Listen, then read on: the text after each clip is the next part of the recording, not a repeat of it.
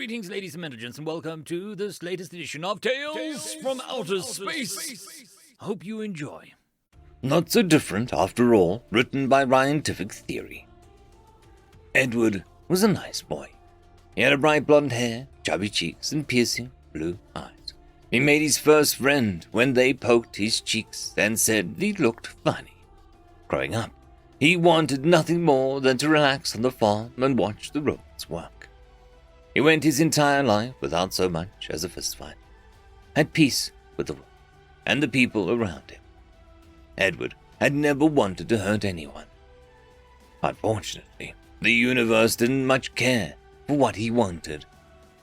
I suppose that's just the way things go, he thought to himself, looking over at Sarah. She'd always been gorgeous, a wild soul. They'd made fast friends in childhood and had never quite grown up. She was the one who had convinced him to follow his family's military tradition and join the civilian defense force when hostilities had exploded seemingly overnight. He nudged her with his leg as she rolled over, a soft sound escaping her throat. He stared for a moment, thinking back on the near 2 decades they'd known each other, the trouble that they'd been in together, the time that they'd tried dating, but both found themselves more comfortable as friends. He rolled her back over, hair cascading over the ruin of her face.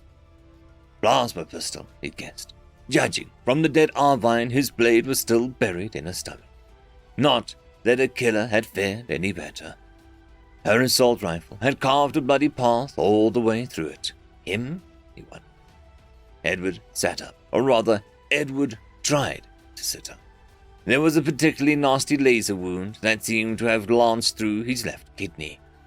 Had the doctor survived the unfriendly suggestion's crash landing, he likely would have been concerned. At least, it's cauterized. Little victories. Edward sat up and screamed into this desolate wasteland they had fallen from the sky to die in. His howl rang out alone. Things went back for a moment. He came back, fuzzily remembering he had lost his kit in his crash. Careful not to disturb her, he slowly rifled through Sarah's loadout until he found her medical pack. No spare kidneys. Guess I'll have to settle. The thought wryly lingered while he popped the needle cap and pressed it into his stomach. The excruciating agony of these worlds gently faded to a dull, grinding pulse. Taking a moment to look around, he gazed over the battlefield. The unfriendly suggestion had crashed about a quarter of a mile to his left, and the alien vessel had slammed down a nearly equal distance to his right. A brief clash in the sky, and both the converted mining vessels and the Arvine corvette fell onto this barren world that had nothing more to offer than a surprisingly breathable atmosphere. Both marooned on an empty planet, and we just had to run and over and kill each other. For what? The both of the bodies lay scattered carelessly, like so many forgotten toys. His breath was the only disruption of the tomb-like silence that had settled so heavily upon him. Looking down, his gaze settled on the trenching tool, neatly collapsed, as though it was waiting to be put away. I guess that's a start, he thought to himself. Hours later, he sat back against a rock looking at a field around him. Don't much like this sort of planting, he panted heavily. As he'd worked his way through the field, he tried to treat himself using the now discarded field kits. But after a while, the wound on his stomach had just split and blood began steadily leaking from it. Still, Edward was happy. He'd been able to bury all the unjustly dead, able to give them some semblance of respect. Looking up again, shovel propped on shoulder, he smiled at the orderly rows that now marred the endless waste. Everybody had place, shallow though it may be. His was above ground, against this rock, and that was okay. Things went black for a bit. A sound disturbed him. Looking up, he frowned as he noticed one body was out of place. That's not right, he thought as it strode towards him.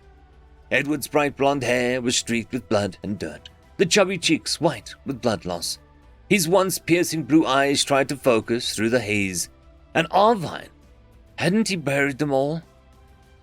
Gathering the last of his strength, he spoke to the phantom. "Sorry, mister. I don't think I can rightly dig a spot for you." He gestured at the graves. "And everything else is taken."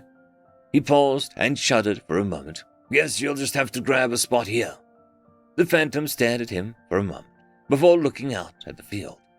Two battered ships framed an endless brown vista, breathtaking in its vastness, so open it had almost pulled the breath from your lungs. Edward coughed for a moment, and the phantom looked back down, flint black eyes taking in the shovel leaning against his shoulder. "Sorry, Dad.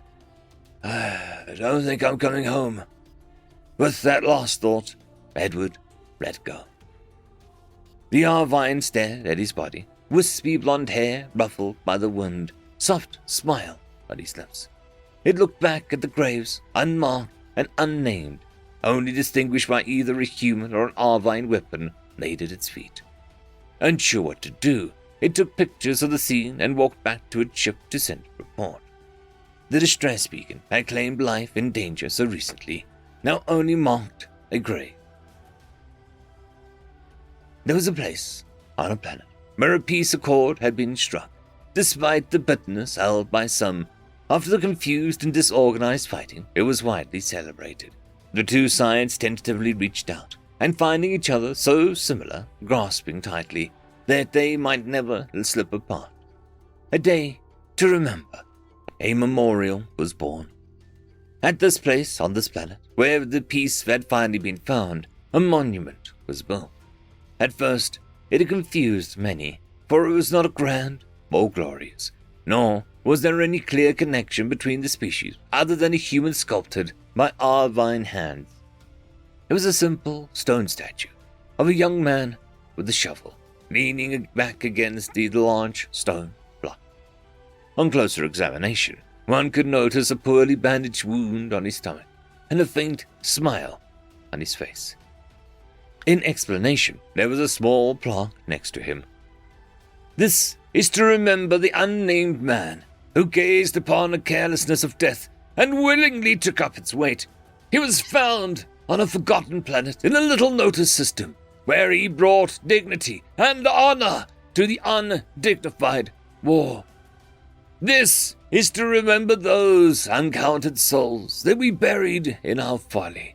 To remember so that we may never again add to their ranks.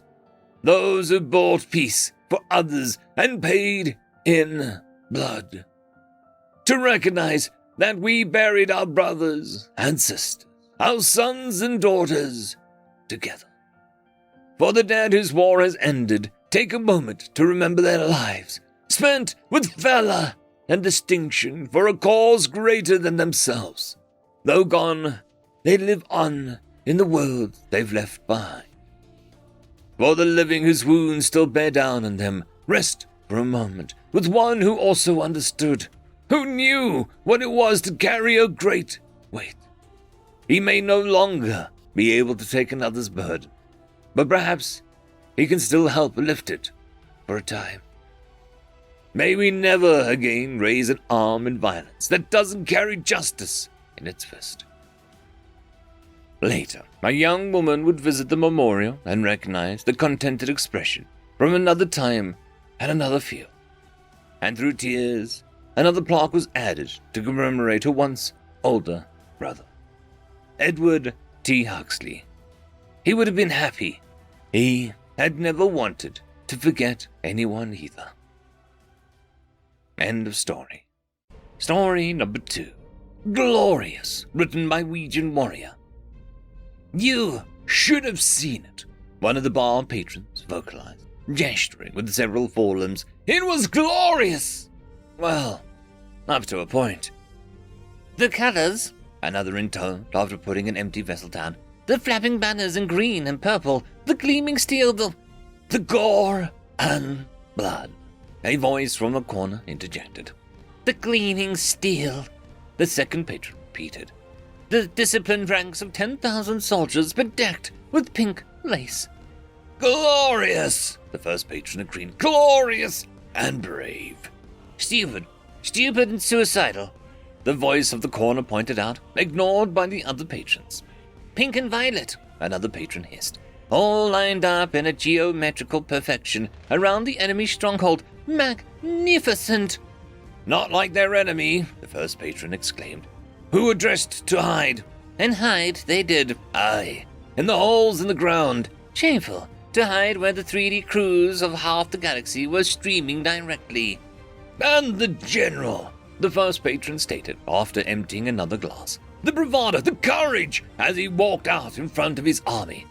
Oh, the taunts that he flung at the enemy for hiding.